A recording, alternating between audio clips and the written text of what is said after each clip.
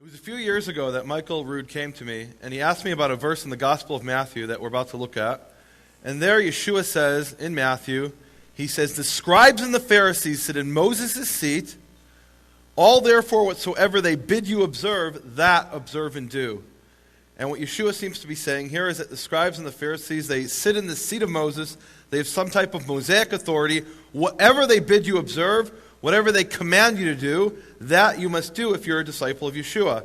And actually, I've dressed today as a modern-day Pharisee. I don't normally dress this way, but I've dressed in the garb of a modern-day Pharisee to illustrate to you what it would mean to obey the Pharisees. You would have to dress according to the traditional Pharisaical dress and follow Pharisaical practices.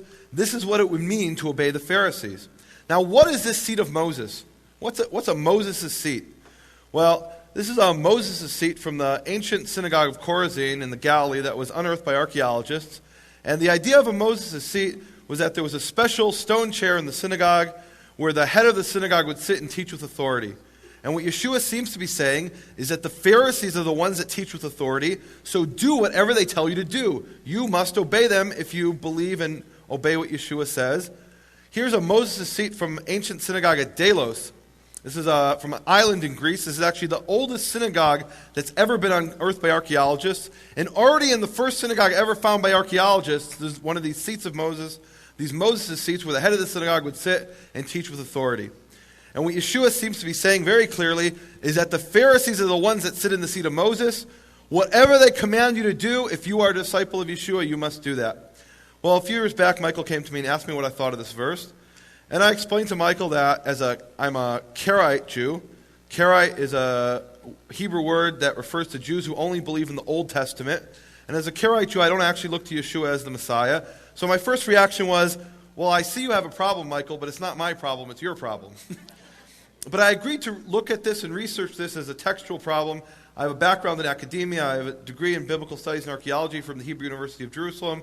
And I've worked in various research projects, such as a translator on the Dead Sea Scroll Reader. So I said, okay, here's a 2,000-year-old text, which doesn't make a lot of sense. There's a problem here. Let's see if I can apply linguistic and textual tools on this like I would on a problem in the Dead Sea Scrolls or any ancient text.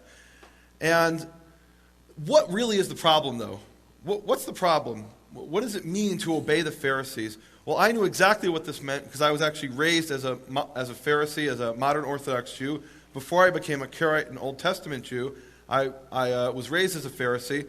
And one of the things I knew was that to obey the Pharisees would mean to follow rules and regulations that govern every aspect of life, literally from the moment you wake up in the morning until the moment you go to sleep at night.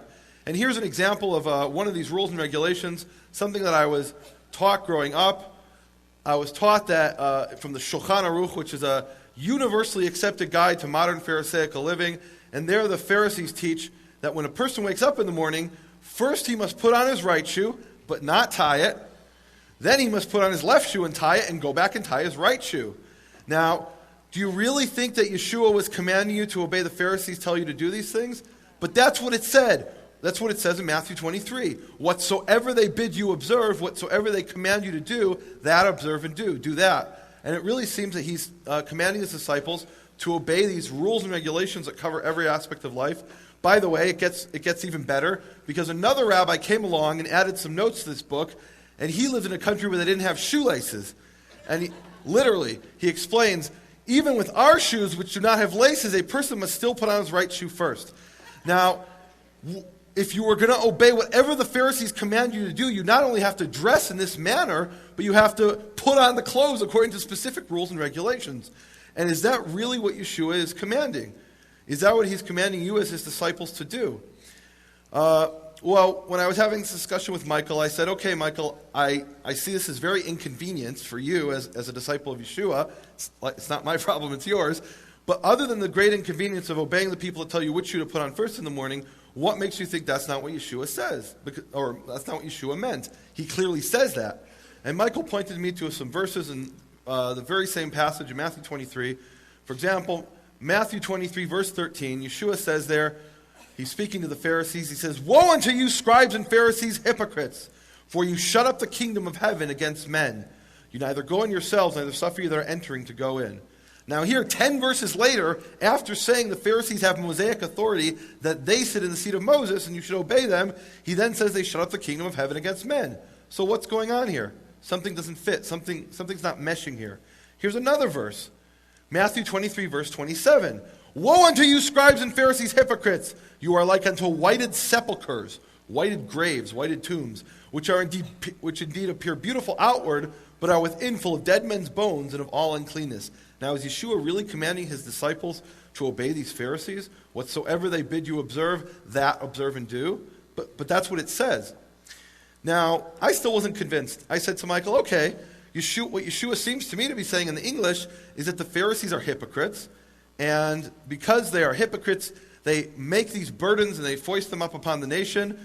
Because they have Mosaic authority, they have the right to do that, even though they don't actually do their own commandments. They make all these man-made laws, which they have the Mosaic authority to do, according to Yeshua in Matthew 23, verses 2 to 3.